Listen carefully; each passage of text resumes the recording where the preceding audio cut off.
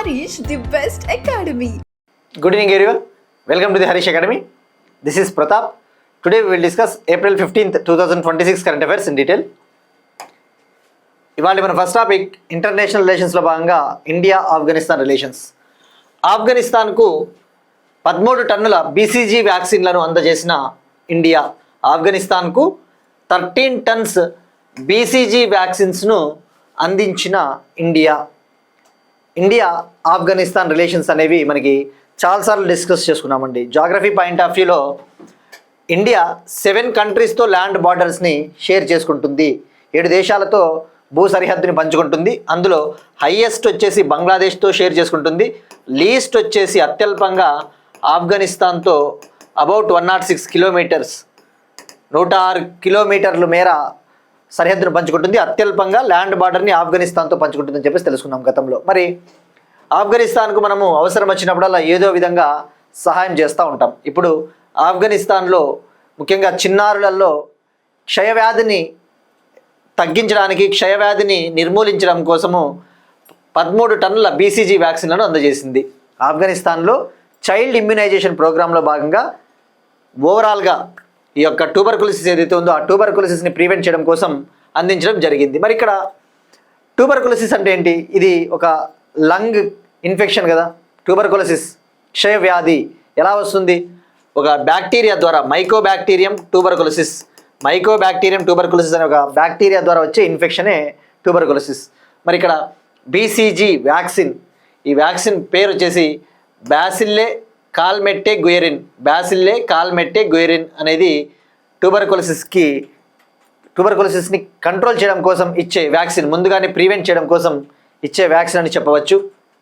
మరి ఇప్పుడు ఆఫ్ఘనిస్తాన్కి అందించడం జరిగింది. సో ఇది ఫస్ట్ టాపిక్ అండి. Next one, Delhi Dehradun economic corridor, Delhi Dehradun ఆర్థిక corridor. Prime minister Narendra Modi గారు ఢిల్లీ డెహ్రాడూన్ ఎక్స్ప్రెస్ వేని లాంచ్ చేశారు. ఎక్స్ప్రెస్ వే అన్న, ఇక్కడ ఎకనామిక్ కారిడార్ అన్న, ఇవి ఇండస్ట్రియల్ ప్రాజెక్ట్స్లో భాగంగా ఇండస్ట్రీస్ని డెవలప్ చేసే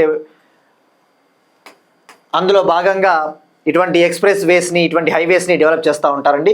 ప్రైమ్ మినిస్టర్ నరేంద్ర మోడీ గారు ఢిల్లీ డెహ్రాడూన్ ఎక్స్ప్రెస్ వేని లాంచ్ చేశారు ఎస్టర్డే. మరి ఇక్కడ డెహ్రాడూన్ ఎక్కడ ఉంది? ఉత్తరాఖండ్. మరి మనం తెలుసుకోవాల్సింది ఈ ఎక్స్ప్రెస్ వేకి సంబంధించి ఇంపార్టెంట్ పాయింట్స్. దీని లెంగ్త్ ఎంత?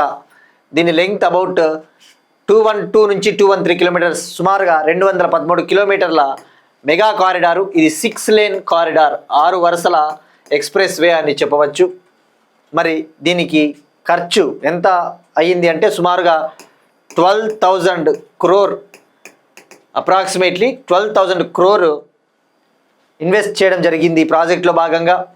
మరి తద్వారా ట్రావెల్ టైం అనేది తగ్గుతుంది, ఈ యొక్క ప్రయాణ సమయం అనేది తగ్గుతుంది. సుమారుగా 6 అవర్స్ నుంచి 2.5 నుంచి 3 అవర్స్లో రీచ్ అవ్వచ్చు డెస్టినేషన్కి. ఈ ఢిల్లీ నుంచి ఈ డెహ్రాడూన్ కారిడార్ ఏదైతే ఉందో ఈ యొక్క జర్నీ అనేది ఇప్పుడు 3 అవర్స్, మ్యాక్సిమం అంటే 3 అవర్స్లో కంప్లీట్ చేయవచ్చు. సో ఇక్కడ గుర్తుపెట్టుకోండి, 12,000 crore project, 213 kilometre corridor Delhi Dehradun. ఇక అలానే ఈ కారిడార్లో భాగంగా యానిమల్స్ సేఫ్గా వెళ్ళడం కోసం, అంటే ఈ యొక్క హ్యూమన్ యానిమల్ కాన్ఫ్లిక్ట్స్ జరుగుతూ ఉంటాయి కదా, జంతువులు మానవుల సంఘర్షణ, ఏవైనా వెహికల్స్ స్పీడ్గా వెళ్ళేటప్పుడు యానిమల్స్ చచ్చిపోతూ ఉంటాయి.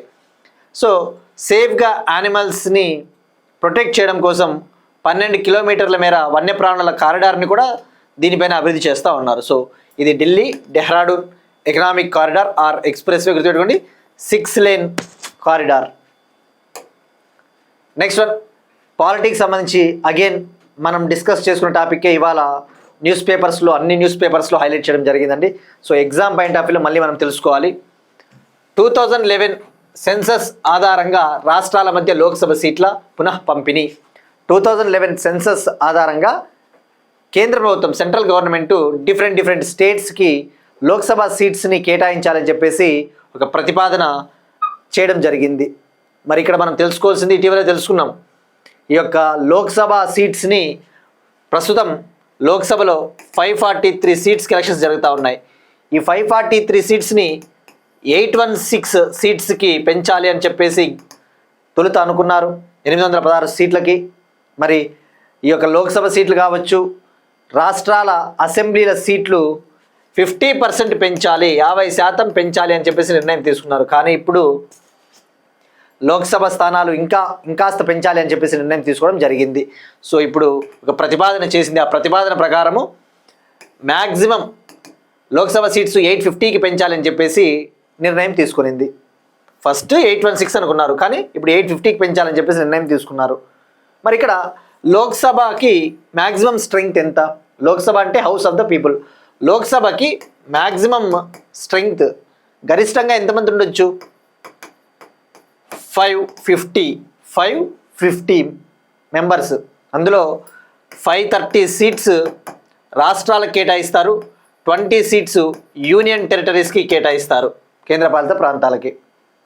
మరి ఇప్పుడు 550 నుంచి మ్యాక్సిమం, ఇది గరిష్టంగా 850కి పెంచాలని చెప్పేసి నిర్ణయం తీసుకున్నారు. మరి ఆ 850లో స్టేట్స్కి 815 లోక్సభ సీట్స్, కేంద్రపాలిత ప్రాంతాలకి 35 లోక్సభ సీట్స్ని డిస్ట్రిబ్యూట్ చేయాలి, పంపిణీ చేయాలని చెప్పేసి నిర్ణయం తీసుకునింది. మరి ఒకవేళ ఈ బిల్లు కనుక, ఈ యొక్క సవరణ బిల్లు ఏదైతే ఉందో, ఈ డీలిమిటేషన్ అమెండ్మెంట్ బిల్, డీలిమిటేషన్ సవరణ బిల్లు కావచ్చు, మహిళా రిజర్వేషన్ సవరణ బిల్లు, వీటికి గనక ఆమోదం లభించినట్టయితే ఈ పార్లమెంట్ సెషన్స్లో తప్పకుండా మనకి సంఖ్య అనేది పెరుగుతుంది. ఎలాగో మనము వన్స్ ఇది యాక్ట్గా మారిన తర్వాత మళ్ళీ మనం తెలుసుకుంటాం, but for the time being ఇప్పుడు తెలుసుకోవాలండి ఇంకోసారి. సో ఇప్పుడు దీని ద్వారా అప్రాక్సిమేట్లీ లోక్సభ సీట్స్ 54.54% పెరిగే ఛాన్స్ ఉంది, 54.54% పెరిగే ఛాన్స్ ఉంది. మరి ఇక్కడ ఏ ఆర్టికల్స్ని సవరించాలి మనకి ఎగ్జామ్ పాయింట్ ఆఫ్ వ్యూలో? మరి ఇప్పుడు ఈ సీట్స్ని పెంచాలంటే కొన్ని ఆర్టికల్స్కి సవరణ చేయాల్సి ఉంటుంది. Article 81, article 170, article 330, article 332, article 334A, ఇటువంటి కొన్ని ఆర్టికల్స్కి సవరణ చేపట్టాలి. ఎందుకు సవరణ చేపట్టాలో మనం ఒకసారి తెలుసుకోవాలి. మరి ఇక్కడ మీరు చూస్తే ఆర్టికల్ 81 ఏంటి అసలు? ఆర్టికల్ 81 ఏం చెప్తుంది? ఈ యొక్క లోక్సభ యొక్క స్థానాల సంఖ్య, composition of the house of the people. House of the people అంటే Lok Sabha, house of the representatives అంటే రాజ్యసభ. మరి ఈ ఆర్టికల్ 81 ఏం చెప్తుందంటే, ఈ ఆర్టికల్ 81 ఇక్కడ చెప్తుంది క్లియర్గా, ఈ లోక్సభ యొక్క మ్యాక్సిమం స్ట్రెంగ్త్ 550, గరిష్ట సంఖ్య 550 ఉండాలి. అందులో 530 స్టేట్స్కి, 20 యూటీస్కి కేటాయించాలి. మరి ఇప్పుడు సీట్స్ని పెంచాలి అంటే ఈ 81ని తప్పకుండా సవరించాలి కదా, దీన్ని మార్చాలి. సో ఆర్టికల్ 81ని మారుస్తారు. అలానే ఆర్టికల్ 170ని కూడా సవరించాలి. ఆర్టికల్ 170 ఏం చెప్తుంది? రాష్ట్రాల అసెంబ్లీ స్థానాల సంఖ్య, వివిధ రాష్ట్రాల అసెంబ్లీల స్థానాల సంఖ్య. మరి అదేం చెప్తుంది? Article 170 composition of the legislative assemblies of states. మీరు ఇక్కడ చూస్తే ఈ ఆర్టికల్ 170 ప్రకారము ప్రతి రాష్ట్ర అసెంబ్లీ ఏదైతే ఉంటుందో, ఈచ్ స్టేట్ అసెంబ్లీ అనేది దాని యొక్క స్ట్రెంగ్త్, దాని యొక్క సంఖ్య 500కి మించరాదు, 500 సీట్లకు మించరాదు, 500 అసెంబ్లీ సీట్లకు మించరాదు, 60కి తగ్గరాదు, 60కి తగ్గరాదు. అంటే ఏంటి? 60 నుంచి 500 మధ్య ఉండాలి, అంతే. 60 నుంచి 500 మధ్య ఉండాలి. మరి ఇండియాలో హైయెస్ట్ అసెంబ్లీ సీట్స్ ఉన్న రాష్ట్రము ఉత్తరప్రదేశ్, సుమారుగా 403 అసెంబ్లీ సీట్లు ఉంటాయి. యూపీ లీస్ట్ ఏది? అత్యల్పంగా అసెంబ్లీ స్థానాలు ఉన్న రాష్ట్రం సిక్కిం అసెంబ్లీ ఎంత? 32 సీట్లే. మరి సిక్కిం 32 అసెంబ్లీ సీట్స్ అయినప్పుడు ఈ ఆర్టికల్ 170ని ఉల్లంఘించినట్టే అనే డౌట్ మనకు వస్తుంది. ఆర్టికల్ 170 ఏం చెప్తుంది? ఏ రాష్ట్ర అసెంబ్లీ అయినా ఆ రాష్ట్ర అసెంబ్లీలో స్థానాల సంఖ్య 500కి మించరాదు, 60కి తగ్గరాదు అన్నాడు. కానీ సిక్కిం 32నే కదా, మరి ఉల్లంఘించినట్టు అంటే కాదు. ఎందుకంటే సిక్కింకి ఒక స్పెషల్ ప్రొవిజన్ ఉంది, ఆర్టికల్ 371F. ఆర్టికల్ 371F ద్వారా సిక్కింకి ఒక ప్రత్యేకంగా కొన్ని కల్పించారు కొన్ని హక్కులు. దాని ప్రకారం సిక్కిం స్టేట్ అసెంబ్లీ అనేది 30 సీట్స్కి పైనే ఉంటుంది, 30 సీట్స్కి తగ్గరాదు. సో 32 అట్లా. మరి ఆర్టికల్ 170ని సవరించాలి. అలానే ఆర్టికల్ 330ని కూడా సవరించాలి. ఆర్టికల్ 330 ఏం చెప్తుందంటే, ఈ యొక్క లోక్సభలో షెడ్యూల్డ్ క్యాస్ట్స్కి, షెడ్యూల్డ్ ట్రైబ్స్కి ఎన్ని సీట్స్ రిజర్వ్ చేయాలి, reservation of the seats for ఎస్సీస్ and STs in the Lok Sabha, right. మరి దీన్ని సవరించాలి, అంతే కదా, లోక్సభ స్థానాలు పెరిగినప్పుడు దీన్ని సవరించాలి. అలానే ఆర్టికల్ 332ను కూడా సవరించాలి. ఏంటి ఆర్టికల్ 332? రాష్ట్రాల అసెంబ్లీలలో షెడ్యూల్డ్ క్యాస్ట్స్కి, షెడ్యూల్డ్ ట్రైబల్ పీపుల్కి సీట్ల రిజర్వేషన్కి సంబంధించిన topic. Reservation of the seats for ఎస్సీస్ and STs in the legislative assemblies of the state, article 332. దీన్ని అమెండ్ చేయాలి. అలానే ఆర్టికల్ 334ఏని కూడా సవరించాలి. ఏంటి ఆర్టికల్ 334ఏ? ఆర్టికల్ 334ఏని 106th కాన్స్టిట్యూషనల్ అమెండ్మెంట్ యాక్ట్ ద్వారా తీసుకొని వచ్చారు. 106వ రాజ్యాంగ సవరణ చట్టం ద్వారా దీన్ని రాజ్యాంగంలోకి తీసుకొని వచ్చారు, ప్రవేశపెట్టారు. 106వ రాజ్యాంగ సవరణ చట్టం ఏం చెప్తుంది? Nari Shakti Vandan Adhiniyam act, women's reservation act, ఉమెన్కి లోక్సభ మరియు స్టేట్ అసెంబ్లీస్, ఢిల్లీ అసెంబ్లీలో 1/3 రిజర్వేషన్, 33% రిజర్వేషన్ ఇవ్వాలని చెప్పేసి చెప్తుంది. మరి ఆర్టికల్ 334ఏ ఏం చెప్తుందంటే, ఏదైతే ఈ యొక్క మహిళా రిజర్వేషన్ చట్టం చేశారో అది అమల్లోకి ఎప్పుడు వస్తుంది అంటే, అది ఈ యాక్ట్ పబ్లిష్ అయిన తర్వాత, ఈ యాక్ట్ పబ్లిష్ అయిన తర్వాత జరిగే మొదటి సెన్సస్ ఫలితాల తర్వాత ఇది అమల్లోకి వస్తుంది. అంటే ఏంటి, మనం తెలుసుకున్నాం 2029 కల్లా మనము ఉమెన్ రిజర్వేషన్ అమలు చేయాలని చెప్పేసి చూస్తూ ఉన్నాం. మరి ఈ యొక్క సెన్సస్ పూర్తి గణాంకాలు ఎప్పుడు వస్తాయి? 2027 సెన్సస్ జరిగిన తర్వాత. మరి ఆ లెక్కన 2027 సెన్సస్ని ఆధారంగా, 2027 సెన్సస్ ఆధారంగా ఉమెన్ రిజర్వేషన్ అమలు చేయడం అనేది కొద్దిగా సాధ్యపడదు. కాబట్టి 2029 నుంచే 2011 సెన్సస్ ఆధారంగా, 2011 జనాభా గణన ఆధారంగా అమలు చేయబోతున్నారు. సో దానికోసం 334ఏని కూడా సవరించాల్సిన అవసరం ఉంటుంది. మరి ఉమెన్ రిజర్వేషన్ యాక్ట్ అనేది ఏదైతే ఉందో 15 సంవత్సరాల పాటు ఈ మహిళా రిజర్వేషన్ అమల్లో ఉంటుంది, 15 ఇయర్స్ పాటు. సో ఇప్పుడు ఇవి సవరించాల్సిన అవసరం ఉంటుందండి. సో ఇక్కడ క్లారిటీ వచ్చింది అనుకుంటాను. సో మ్యాక్సిమం 850కి పెంచే ఛాన్సెస్ ఉన్నాయి. మరి డీలిమిటేషన్ ఏం ఆర్టికల్ ఉందండి? అలానే 82ను కూడా సవరించాలి. ఆర్టికల్ 82 ఏ దానికి సంబంధించి?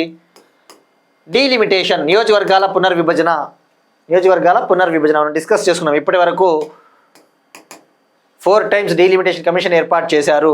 1952, 1963లో ఏర్పాటైంది, 73లో ఏర్పాటైంది, 2002లో కూడా ఏర్పాటైంది, రైట్. మరి ఇప్పుడు మహిళలకు ఈ యొక్క చట్టసభల్లో 33% రిజర్వేషన్స్ను 2029 నుంచి అమలు చేయడం కోసం కేంద్ర ప్రభుత్వం 131వ రాజ్యాంగ సవరణ బిల్లు 2026ని అమలు చేయబోతా ఉంది. 131 రాజ్యాంగ సవరణ బిల్లు 2026ని ప్రవేశపెట్టబోతా ఉంది. సో ఇక్కడ గుర్తుపెట్టుకోండి, సవరణ బిల్లు వేరు, చట్టం వేరు. సవరణ బిల్లు 131 కావచ్చు, కానీ తెచ్చిన ప్రతి సవరణ బిల్లు చట్టంగా మారదు కదా. అందుకే ఎప్పుడైనా కూడా సవరణ బిల్లుల కంటే కూడా చట్టాలు తక్కువగానే ఉంటాయి. సో ఇది అండి. సో ఇప్పుడు సింపుల్గా గుర్తుపెట్టుకోవాల్సింది, ఏ సెన్సస్ ఆధారంగా అంటే 2011 జనాభా లెక్కల ఆధారంగా పంపిణీ చేయబోతా ఉన్నారు.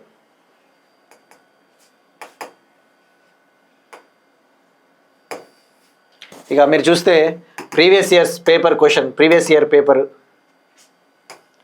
2025 మార్చ్లో, అంటే లాస్ట్ ఇయర్ 2025 మార్చ్లో RPF constable, railway protection force constable ఎగ్జామ్లో ఏమడిగాడంటే, ఇండియాలో ఏ రాష్ట్ర అసెంబ్లీ 32 సభ్యులను కలిగి ఉంది అని చెప్పేసి ఆప్షన్స్ ఇచ్చాడు. ఆన్సర్ సిక్కిం. ఇట్లా కూడా అడుగుతాడండి. నెక్స్ట్ వన్, సనంద్ ధోలేరాలో ఇండో తైవాన్ పారిశ్రామిక పార్కు. గుజరాత్లోని సనంద్ ధోలేరాలో ఇండో తైవాన్ పారిశ్రామిక పార్కును ఏర్పాటు చేయబోతున్నారు. దీనికి సంబంధించి గుజరాత్ గవర్నమెంటు తైవాన్కు చెందిన అలీజియన్స్ ఇంటర్నేషనల్ కంపెనీ లిమిటెడ్తో ఒక అగ్రిమెంట్ కుదుర్చుకునింది. గుజరాత్ గవర్నమెంట్ తైవాన్ కంట్రీకి చెందిన అలీజియన్స్ ఇంటర్నేషనల్ కంపెనీ లిమిటెడ్తో అగ్రిమెంట్ కుదుర్చుకునింది. ఈ అగ్రిమెంట్లో భాగంగా గుజరాత్లోని సనంద్ ధోలేరా ప్రాంతం వద్ద ఒక సెమీకండక్టర్ ప్లాంట్ ఆర్ ఒక ఇండస్ట్రియల్ పార్క్ అని చెప్పవచ్చు, ఇండో తైవాన్ ఇండస్ట్రియల్ పార్క్ని ఏర్పాటు చేయబోతా ఉన్నారు. మరి ఈ ప్రాజెక్టు ద్వారా సుమారుగా 1000 crore పైగా FDIs రాబోతూ ఉన్నాయి. ఫారిన్ డైరెక్ట్ ఇన్వెస్ట్మెంట్, విదేశీ ప్రత్యక్ష పెట్టుబడులు రాబోతూ ఉన్నాయి. అలానే 12,000కి పైగా ఉపాధి అవకాశాలు కూడా కల్పించబోతా ఉన్నారు. 12,000 ఎంప్లాయ్మెంట్ ఆపర్చునిటీస్. సో ఇక్కడ మీరు ఫోకస్ చేస్తే మనం చాలాసార్లు డిస్కస్ చేసుకున్నాం. గుజరాత్ అనేది సెమీకండక్టర్ రంగంలో దూసుకొని పోతూ ఉంది. భారతదేశపు మొట్టమొదటి సెమీకండక్టర్ ఫ్యాబ్రికేషన్ ప్లాంట్, భారతదేశం మొట్టమొదటి సెమీకండక్టర్ ఫ్యాబ్ ప్లాంట్కి శంకుస్థాపన ఎక్కడ చేశారు? Dholera. Last year prime minister Modi గారు శంకుస్థాపన చేశారు.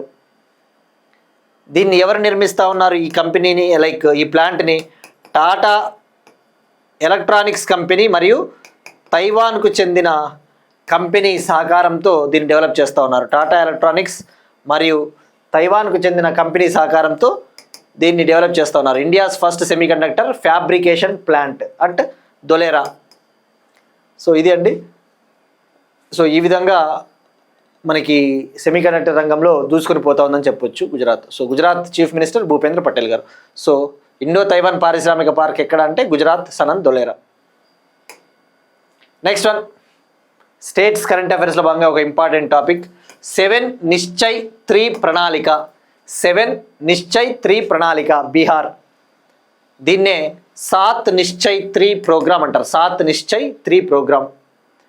బీహార్ క్యాబినెట్ 2025 డిసెంబర్ 16న 2025 డిసెంబర్ 16న ఒక స్కీమ్కి ఆమోదం తెలిపింది, ఒక ప్రోగ్రామ్కి అప్రూవల్ ఇచ్చింది. దాని పేరే 7 నిశ్చయ్ 3 ప్రోగ్రామ్ లేదా 7 అంటే 7 కదా, 7 నిశ్చయ్ 3 ప్రణాళిక. మరి ఏంటి అసలు ఇది? పేర్లోనే ఉంది ప్రణాళిక, ప్లాన్, ప్రోగ్రామ్. అంటే బీహార్ని ఒక డెవలప్డ్ స్టేట్గా, బీహార్ని అన్ని రంగాల్లో డెవలప్ చేయాలి, అభివృద్ధి చేయాలి అని చెప్పేసి బీహార్ గవర్నమెంటు 2015 నుంచి ఈ 7 నిశ్చయ్ ప్రోగ్రామ్ని అమలు చేస్తూ ఉంది. 2015 నుంచి ఈ 7 నిశ్చయ్ ప్రోగ్రామ్ని అమలు చేస్తూ ఉంది. ఇక్కడ 3 అనేది ఇప్పుడు 3వ దశ, అంటే 3rd టైం 7 నిశ్చయ్ ప్రణాళికని లాంచ్ చేసింది. గుర్తుపెట్టుకోండి, ఇప్పటి వరకు 7 నిశ్చయ్ ప్రణాళికలను లాంచ్ చేసింది. మరి ఏం చేయబోతా ఉన్నారు అంటే 7 సెక్టార్స్ పైన ఫోకస్ చేస్తుంది, 7 రంగాలపైన ఇది ఫోకస్ చేస్తుంది. ఈ 3వ దశ గుర్తుపెట్టుకోండి. మరి ఈ 7 నిశ్చయ్ 3 ప్రణాళిక 2025 నుంచి 2030 ఇయర్స్ని ఫోకస్ చేయబోతుంది. 2025 నుంచి 2030 వరకు బీహార్ని ఎలా అభివృద్ధి చేయాలని చెప్పేసి ఫోకస్ చేస్తుంది. మరి ఈ ప్రోగ్రాంలో భాగంగా ముఖ్య ఉద్దేశం, టార్గెట్స్ వచ్చేసి ఇన్కమ్ లెవెల్స్ని డబుల్ చేయాలి, ఆదాయపు వనరుల్ని ఆదాయాన్ని డబుల్ చేయాలి, ఎంప్లాయ్మెంట్ని డబుల్ చేయాలి, అలానే ఇండస్ట్రీస్ని డెవలప్ చేయాలి, అగ్రికల్చర్ వ్యవసాయ రంగాన్ని అభివృద్ధి చేయాలి, హెల్త్ రంగాన్ని, ఎడ్యుకేషన్ రంగాన్ని డెవలప్ చేయాలి, అలానే ఈజ్ ఆఫ్ లివింగ్ అంటే ఏంటి, జీవన విధానాల్ని, మన యొక్క జీవన ప్రమాణాలని పెంచాలి అన్న అర్థం వస్తుంది. గుర్తుపెట్టుకోండి 7 సెక్టార్స్. మరి ఇది ఎప్పుడు లాంచ్ చేశారంటే 7 నిశ్చయ్ 3 ప్రణాళిక అనేది డిసెంబర్ 16, 2025లోనే. అయితే ఇవాళ మళ్ళీ న్యూస్ పేపర్లో ఉంది కాబట్టి మనం డిస్కస్ చేసుకున్నామండి. ఇవాళ హిందూ పేపర్లో ఇచ్చారు ఇది, లేకపోతే మనం చెప్పాల్సిన అవసరం ఉండదు. అగైన్ న్యూస్లో ఉంది. బీహార్ చీఫ్ మినిస్టర్, బీహార్కు అత్యధిక కాలం చీఫ్ మినిస్టర్గా పనిచేసిన నితీష్ కుమార్ గారు రిజైన్ చేశారు. అతను రాజ్యసభ ఎంపీగా వెళ్ళడం జరిగింది.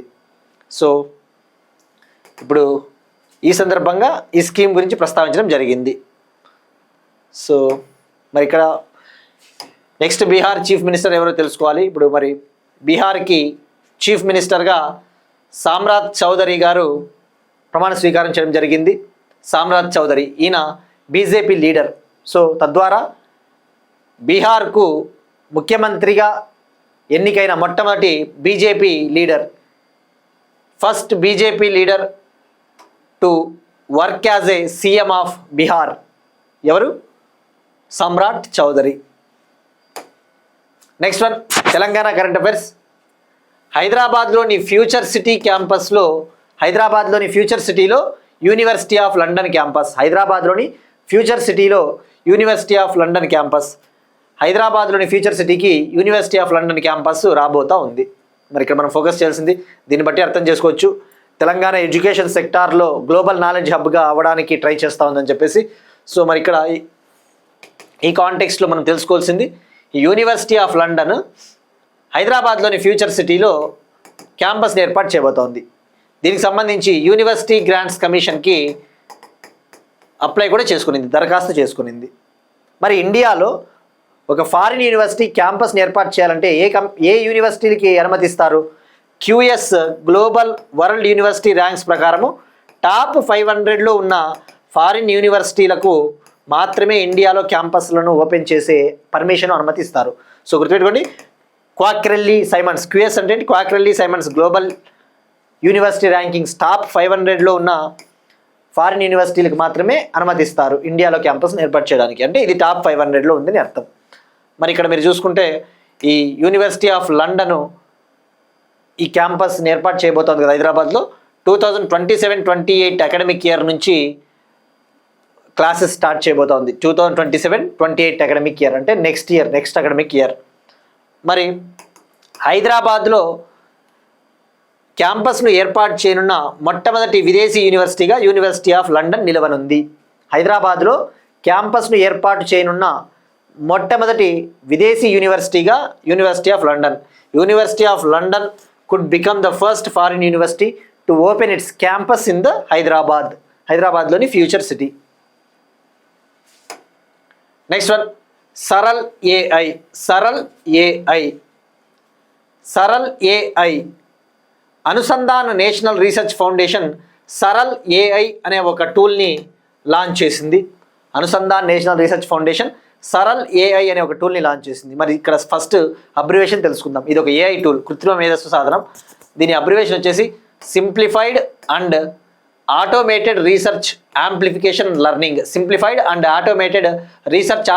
లెర్నింగ్. అంటే పేర్లోనే ఉంది, సింప్లిఫై చేసే ఒక టూలు. రీసెర్చ్ పేపర్స్ ఉంటాయి కదా, ఈ రీసెర్చ్ పేపర్సు, ఈ యొక్క పరిశోధన పత్రాలు చాలా కాంప్లెక్స్గా ఉంటాయి, చాలా అర్థం కావు, టెక్నికల్ మ్యాటర్స్ ఎక్కువగా ఉంటాయి, అందులో టెక్నికల్ ఇష్యూస్ అంత ఈజీగా కామన్ పీపుల్కి అర్థం కాదు. మరి అటువంటి కాంప్లెక్స్ రీసెర్చ్ పేపర్స్ని పీపుల్కి ఈజీగా అందుబాటులోకి తీసుకురావాలి, సులభతరంగా అందరికీ అర్థమయ్యే విధంగా వాటిని కన్వర్ట్ చేయడం కోసము ఈ సరల్ ఏఐ అనే ఒక టూల్ని Anusandhan national research foundation launch చేసింది. మరి ఇందులో భాగంగా ఈ రీసెర్చ్ పేపర్స్ని ఈజీగా అర్థమయ్యేలాగా కన్వర్ట్ చేస్తారు. అంటే ఆడియో రూపంలో కావచ్చు, వీడియో రూపంలో కావచ్చు, పాడ్కాస్ట్స్ రూపంలో కావచ్చు, సింప్లిఫైడ్ పీడిఎఫ్స్ అందరికీ సులభంగా అర్థమయ్యే పీడిఎఫ్ రూపాల్లో కావచ్చు తయారు చేయడం జరుగుతుంది. ఓవరాల్గా ఇది 18 ఇండియన్ లాంగ్వేజెస్లో సర్వీసెస్ అందిస్తుంది. 18 భారతీయ భాషల్లో ఇది పనిచేస్తుంది ఏఐ టూలు. మరి ఇక్కడ మనకి సింపుల్గా తెలుసుకోవాల్సింది అనుసంధాన్ నేషనల్ రీసెర్చ్ ఫౌండేషన్ ఏంటిది? అనుసంధాన్ నేషనల్ రీసెర్చ్ ఫౌండేషన్ అనేది ఇండియాలో సైన్స్ అండ్ టెక్నాలజీ, ముఖ్యంగా రీసెర్చ్ ఎకోసిస్టమ్ని డెవలప్ చేయడం కోసం, పరిశోధన రంగాన్ని అభివృద్ధి చేయడం కోసం, పరిశోధన రంగానికి అవసరమైన నిధులు అందజేయడానికి ఒక అధికారిక సంస్థ, ఒక అధికారిక బాడీ, ఒక అపెక్స్ బాడీ ఉండాలి. అదే అనుసంధాన్ నేషనల్ రీసెర్చ్ ఫౌండేషన్. గుర్తుపెట్టుకోండి, Anusandhan national research foundation will act as a apex regulatory body, apex body for the development of research and development in the country. మరి అనుసంధాన్ నేషనల్ రీసెర్చ్ ఫౌండేషన్ ఎప్పుడు ఏర్పాటైంది? 2023లో ANRF act ద్వారా ఏర్పాటైంది. ANRF Anusandhan national research foundation చట్టం 2023 ద్వారా ఏర్పాటైంది. దీని head quarters New Delhi. మరి ఇక్కడ దీనికి ప్రస్తుతం సీఈఓగా ఎవరున్నారు? చీఫ్ ఎగ్జిక్యూటివ్ ఆఫీసర్గా శివకుమార్ కళ్యాణరామన్.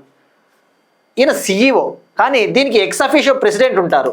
అంటే ఒక అధ్యక్షుడు టైపు ఎక్స్ అఫీషియో ప్రెసిడెంట్. ఈ ఏఎన్ఆర్ఎఫ్కి ఎక్స్ అఫీషియో ప్రెసిడెంట్ అంటే ఒక అధ్యక్షుడు తరహా టరంటే ప్రధానమంత్రి ఉంటారు, ప్రైమ్ మినిస్టర్. మరి ఏఎన్ఆర్ఎఫ్ ఏ మంత్రిత్వ శాఖ కింద ఉంటుంది? Ministry of science and technology మంత్రిత్వ శాఖ కింద ఉంటుంది. రైట్, ఇది సరల్ గురించి టార్గెట్ పెట్టుకునింది. ఏఎన్ఆర్ఎఫ్ ఏం టార్గెట్ పెట్టుకునింది అంటే, ప్రస్తుతం మన దేశ జీడిపిలో పరిశోధనా రంగం వాటా కేవలం అబౌట్ 0.7%. అంటే ఏంటి, మనము ఎంత ఖర్చు చేస్తూ ఉన్నాం పరిశోధన రంగానికి అంటే లేబొరేటరీలకి అటువంటి వాటికి? మన దేశ జీడిపిలో జస్ట్ 0.7% మాత్రమే మనము ఖర్చు చేస్తున్నాం. కానీ టార్గెట్ పెట్టుకునింది ఏఎన్ఆర్ఎఫ్ 2030 కల్లా మన యొక్క దేశ జీడిపిలో 2%ని రీసెర్చ్ రంగానికి కేటాయించాలి, ఖర్చు చేయాలి అని చెప్పేసి టార్గెట్ పెట్టుకునింది ఏఎన్ఆర్ఎఫ్. మరి ఏఎన్ఆర్ఎఫ్ దేని స్థానంలో వచ్చిందంటే, అంతకుముందు మన సైన్స్ రంగాన్ని అభివృద్ధి చేయడం కోసము science and engineering regulatory board అని ఉండేది, SERP. Science and engineering regulatory board SERP. ఇది ఇప్పుడు ఏఎన్ఆర్ఎఫ్లో కలిసిపోయింది. దాని ప్లేస్లో ఏఎన్ఆర్ఎఫ్ వచ్చింది. ఆ విషయం గుర్తుపెట్టుకోండి. ఇవన్నీ కూడా ఎస్ఎన్టీలో హెల్ప్ అవుతాయి మీకు. ఏపీ గ్రూప్ 2 ఉంది కదా, ఇప్పుడు ఏపీ గ్రూప్ 2 నోటిఫికేషన్ సెప్టెంబర్ అంటున్నారు కదా, మరి అందులో ఫస్ట్ చాప్టర్ ఏంటి? Technology missions, R&D organisations first topic. అందులో ANRF గురించి మీరు చదువుతారు, రైట్? Science and technology. ఇక ఇలా అడుగుతాడు, డైరెక్ట్గా అడగడానికి ఛాన్స్ ఉంటుందండి క్వశ్చన్ ఇట్లా. ఈ సరళ్ AI యొక్క ముఖ్య ఉద్దేశం ఏంటి? To convert complex research into simplified multilingual content. ఈ కష్టతరమైన పరిశోధనా పత్రాలను సులభమైన బహుభాషా కంటెంట్గా అందించడమే దీని ముఖ్య ఉద్దేశం.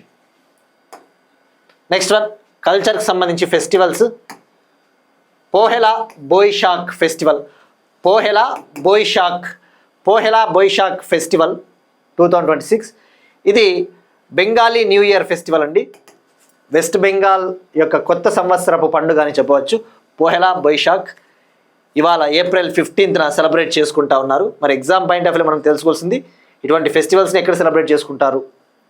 ఈ పోహెలా బోయిషాక్ని వెస్ట్ బెంగాల్ ప్రాంతము, బెంగాలీ లాంగ్వేజ్ మాట్లాడే ఏరియాస్, వెస్ట్ బెంగాల్, బంగ్లాదేశు ఆ యొక్క ప్రాంతాల్లో ఉన్న బెంగాలీ ప్రజలు సెలబ్రేట్ చేసుకుంటారు. సో ఇది ఒక స్ప్రింగ్ ఫెస్టివల్ అని కూడా చెప్పవచ్చు, వసంతోత్సవం అని కూడా చెప్పవచ్చు. మరి ఈ డేట్ అనేది ఒక్కో సంవత్సరం ఒక్కలా ఉంటుందండి, అంతే కదా. మనకి ఉగాది ఈ సంవత్సరం ఒక డేటు, నెక్స్ట్ ఇయర్ ఒక డేటు, పంచాంగం క్యాలెండర్ ఆధారంగా ఉంటాయి. సో అట్లా ఇది కూడా దృక్ పంచాంగం ఆధారంగా ఒక్కొక్క సంవత్సరం ఒక్కొక్క డేట్. బట్ జనరల్గా మనకి మార్చి ఏప్రిల్లోనే ఇట్లాంటి పండుగలు ఉంటాయి, ఎందుకంటే వసంతం స్టార్ట్ అవుతుంది కదా, స్ప్రింగ్. సో గుర్తుపెట్టుకోండి, Pohela Boishakh, West Bengal. Next one, another festival, Bohag Bihu festival. Assamese నూతన సంవత్సరం ఏప్రిల్ 14th, నిన్ననే జరిగిందండి. ఇక్కడ డేట్ అవసరం లేదండి, ఎందుకంటే ఒక్కొక్క రోజు ఒక్కో పండుగ ఉంటుంది. ఫర్ ఎగ్జాంపుల్ ఏప్రిల్ 14th నిన్న మనం తెలుసుకున్నాం, పంజాబ్కి సంబంధించి తెలుసుకున్నాము, రైట్? బైసాఖీ ఫెస్టివల్. మరి ఒక్కోసారి ఒక్కో డేట్ వస్తుంది. సో ఏప్రిల్ 14th నిన్న బోహగ్ బిహు ఫెస్టివల్ అస్సాంలో స్టార్ట్ అయింది. ఇది కూడా అస్సాంలో స్ప్రింగ్ ఫెస్టివల్. మనం ఆల్రెడీ కవర్ చేసుకున్నామండి ఈ టాపిక్ని, బట్ ఇంకోసారి తెలుసుకుందాం, ఎందుకంటే ఏప్రిల్ 14th నిన్న సెలబ్రేట్ చేసుకున్నారు కాబట్టి న్యూస్లో ఉంది. సో మరి ఇది ఏప్రిల్ 14th స్టార్ట్ అయింది, ఏప్రిల్ 20 వరకు కంటిన్యూ అవుతుంది. ఏప్రిల్ 14th నుంచి ఏప్రిల్ 20 వరకు 7 days. ఈ బొహాగ్ బిహు ఫెస్టివల్ని రొంగాలి బిహు అని కూడా పిలుస్తారు, Rongali Bihu. Next one, lake Neuchatel అనే ఒక సరస్సు న్యూస్లో ఉందండి. ఇది స్విట్జర్లాండ్లో ఉండే ఒక లేక్, స్విట్జర్లాండ్లోనే అతిపెద్ద సరస్సు. మరి ఇప్పుడు ఎందుకు న్యూస్లో ఉందంటే, రీసెర్చర్స్, ఆర్కియాలజిస్టులు, ముఖ్యంగా పురావస్తు శాస్త్రవేత్తలు ఈ లేక్ న్యూచటెల్ సరస్సులో సుమారుగా 1000 రోమన్ ఆబ్జెక్ట్స్ని కనుగొన్నారు. 1000 రోమన్ ఆర్టిఫాక్ట్స్, 1000 రోమన్ వస్తువుల్ని. ఇక్కడ మీరు చూస్తే ఇమేజ్లో అంటే ఆ రోమన్ కాలపు నాటి ఏవైనా కుండలు కావచ్చు, అటువంటివన్నీ కూడా కనుగొనడం జరిగింది. So lake Neuchatel, Switzerland. So తద్వారా ఆ స్విట్జర్లాండ్, ఆ యూరప్ కంట్రీస్లో రోమన్ ఎంపైర్ ఎలా ఉండింది, ట్రేడ్ ఎలా జరిగింది అంతా కూడా మనకి అవసరమైన డీటెయిల్స్ తెలుస్తాయి. సో గుర్తుపెట్టుకోండి, lake Neuchatel, Switzerland. Next one, ఆస్ట్రేలియాకు తొలి మహిళా ఆర్మీ చీఫ్. ఆస్ట్రేలియా కంట్రీ ఒక ఇంపార్టెంట్ డెసిషన్ తీసుకునింది. Australia for the first time తొలిసారిగా ఆస్ట్రేలియా ఆర్మీకి చీఫ్గా ఒక ఉమెన్ ఆఫీసర్ని నియమించింది. ఆస్ట్రేలియాకు తొలి మహిళా army chief. Australia appointed for the first time female officer as an army chief. మరి ఆమె పేరు సుషన్ కోయిలే.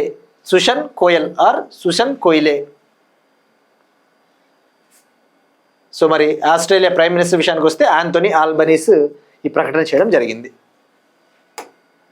నెక్స్ట్ వన్, అవార్డ్స్కి సంబంధించి విజ్డెన్ 2026 అవార్డ్స్. ఈ విజ్డెన్ అవార్డులు అనేవి యూకేలో విజ్డెన్ మ్యాగజిన్, ప్రఖ్యాత స్పోర్ట్స్ మ్యాగజిన్, ఒక ఫేమస్ స్పోర్ట్స్ మ్యాగజిన్, ఒక క్రికెట్ మ్యాగజిన్ రిలీజ్ చేసే అవార్డ్స్ అండి. విజ్డెన్ 2026 అవార్డ్స్ మనం 1 by 1 తెలుసుకోవాలి. సో ఈ అవార్డ్స్లలో భాగంగా women's cricketer of the year, leading women's cricketer of the year, males leading cricketer of the year, ఇలాంటివి ఉంటాయండి. మహిళల విభాగంలో కావచ్చు, పురుషుల విభాగంలో, అలా మనం 1 by 1 తెలుసుకుందాం. సో మరి ఈ విజ్డెన్ 2026 అవార్డ్స్ని యూకేలోని లండన్లో అనౌన్స్ చేశారు. మరి ఇందులో leading women's cricketer of the year award, అంటే లీడింగ్ మహిళా cricketer of the year award ఇండియాకు చెందిన దీప్తి శర్మకి వచ్చింది. దీప్తి శర్మ మరి ఈమె లాస్ట్ ఇయర్ ముఖ్యంగా 2025లో జరిగిన ఐసీసీ ఉమెన్స్ ఓడిఐ వరల్డ్ కప్లో ఓవరాల్గా 22 వికెట్స్ తీసింది. Highest wicket taker last year women's ODI world కప్లో.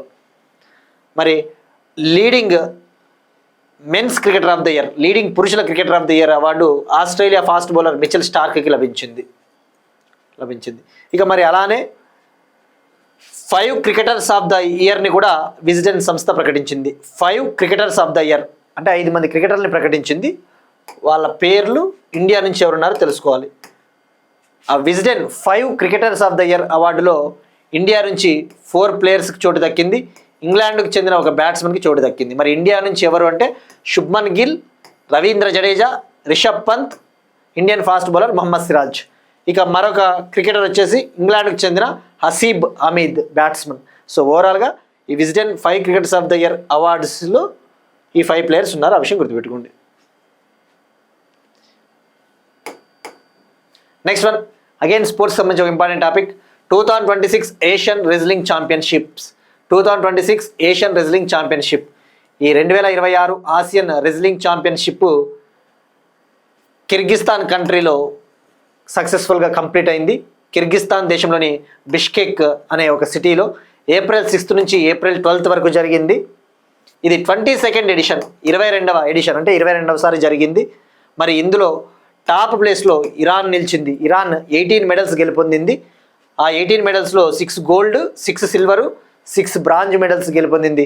6 బంగారు పథకాలు, 6 రజత పథకాలు, 6 కాంస్య పథకాలు.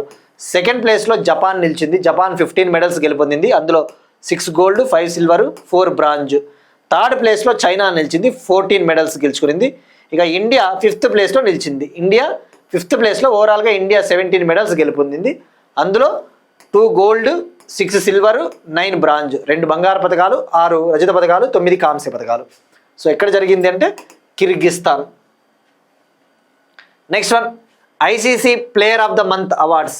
ICC player of the month March 2026 awards. International cricket council ప్రతి నెల కూడా ప్లేయర్ ఆఫ్ ద మంత్ అవార్డ్స్ని ప్రకటిస్తుందండి. మరి మార్చ్ 2026 గాను ఇద్దరిని సెలెక్ట్ చేసింది. ఒకరు వచ్చేసి India batsman Sanju Samson men's cricketer of the month, men's player of the month March నెలకండి. ఇది men's player of the month March Sanju Samson.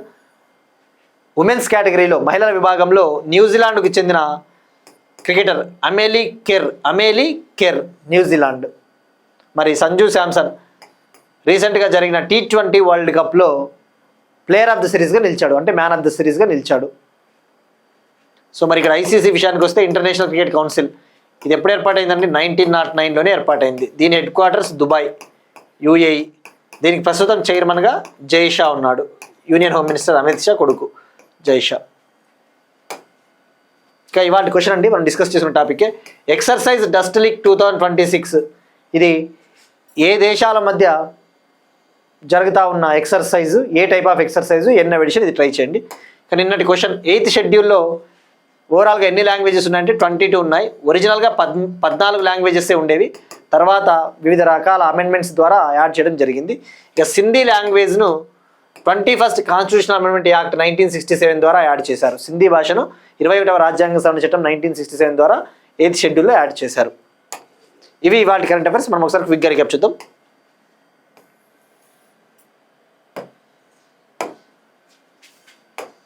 ఆఫ్ఘనిస్తాన్కు 13 టన్నుల BCG వ్యాక్సిన్లను అందజేసిన భారతదేశం.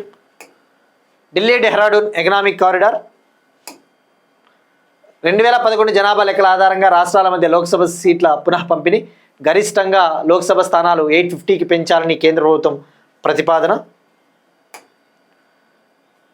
మహిళలకు చట్టసభల్లో 33% రిజర్వేషన్లను 2029 నుంచి అమలు చేయడం కోసం 131వ రాజ్యాంగ సవరణ బిల్లును ప్రవేశపెట్టనున్న కేంద్రం. ఇవి ఆర్టికల్స్ గుర్తుంచుకోండి తప్పకుండా.